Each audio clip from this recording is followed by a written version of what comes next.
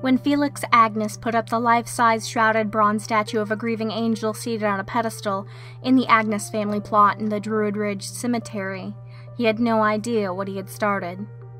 The statue was a rather eerie figure by day, frozen in a moment of grief and terrible pain. At night, the figure was almost unbelievably creepy, the shroud over its head obscuring the face until you were up close to it.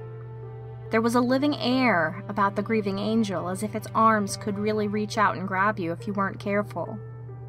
It didn't take long for rumors to sweep through the town and surrounding countryside. They said that the statue, nicknamed Black Aggie, was haunted by the spirit of a mistreated wife who lay beneath her feet. The statue's eyes would glow red at the stroke of midnight, and any living person who returned the statue's gaze would instantly be struck blind. Any pregnant woman who passed through her shadow would miscarry. If you sat on her lap at night, the statue would come to life and crush you to death in her dark embrace.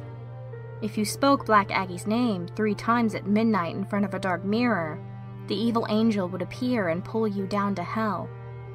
They also said that the spirits of the dead would rise from their grave on dark nights to gather around the statue.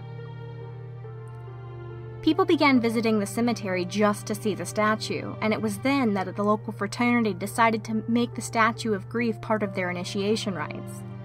Black Aggie, sitting where candidates for membership had to spend the night crouched beneath the statue with their backs to the grave of General Agnes, became popular.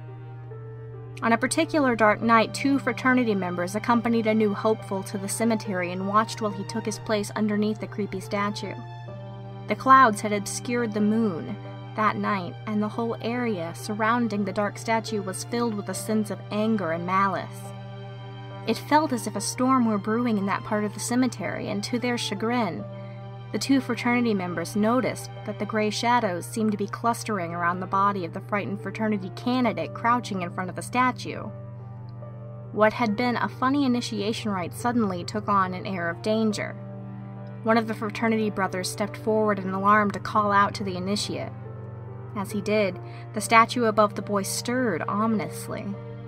The 2 fraternity brothers froze in shock as the shrouded head turned towards the new candidate.